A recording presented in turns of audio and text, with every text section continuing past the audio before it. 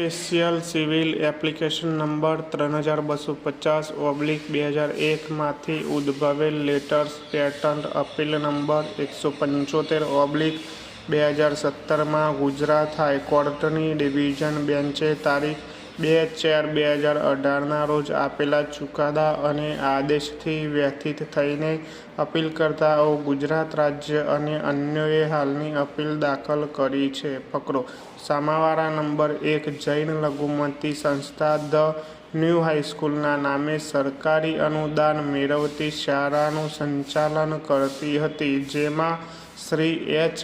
કાપડિયાને શાળાના આચાર્ય તરીકે નિયુક્ત કરવામાં આવ્યા હતા. શ્રી કાપડિયાની ઉંમર તારીખ 22/7/1999 રોજ 58 વર્ષની થઈ ગઈ હોવાથી સામાવાળા નંબર 1 સંસ્થાએ તેમને આચાર્ય તરીકે સેવામાં ચાલુ રાખવા માટે સરકાર પાસેથી મંજૂરી માગી હતી.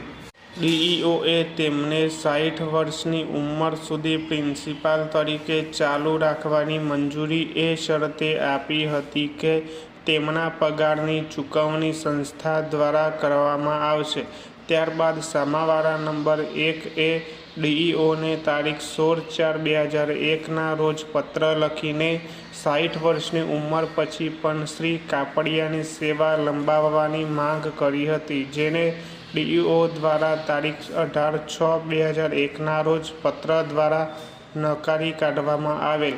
ડીઈઓના ઉક્ત બે નિર્ણયોને સામાવાળા નંબર 1 દ્વારા ગુજરાત ઉચ્ચ ન્યાયાલય સમક્ષ ખાસ દીવાની અરજી નંબર 3250/2001 રીટ પિટિશન દાખલ કરીને પડકારવામાં આવ્યા હતા. સિંગલ બેન્ચે તારીખ 24/6/2016 રોજ આપેલા ચુકાદા અને આદેશ અન્વયે ઉક્ત રીટ પિટિશન મંજૂર કરી હતી અને ઠેરવ્યું હતું કે સામાવાળાઓ દ્વારા અનુદાન રોકવાની કાર્યવાહી સ્વરૂપે લેવામાં આવેલ પગલાં ભારતના બંધારણના અનુચ્છેદ 30(1) નું ઉલ્લંઘન છે અને રીટ પિટિશનર ઇન્સ્ટિટ્યૂટને શ્રી કાપડિયાને 60 વર્ષની ઉંમર પછી શાળાના આચાર્ય તરીકે સેવામાં ચાલુ રાખવાનો અધિકાર છે. વધુમાં એવું પણ ઠરાવવામાં આવ્યું હતું કે સામાવાળાઓ તેમના સહાયક અનુદાનમાંથી પગાર ચૂકવવા માટે બાધ્ય હતા.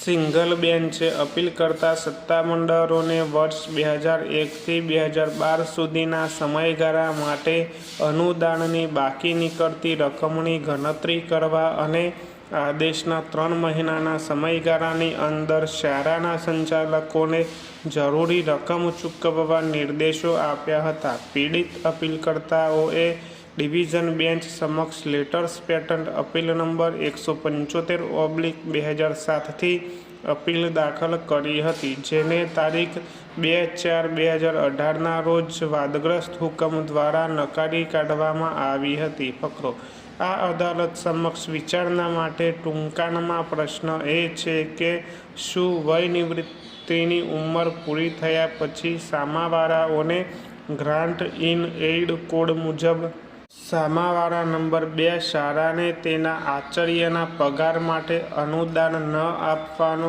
અપીલકર્તાઓનો નિર્ણય મનમાનીપૂર્ણ કે બંધારણના અનુચ્છેદ 30(1) નું ઉલ્લંઘન છે? પ્રશ્નાર્થ.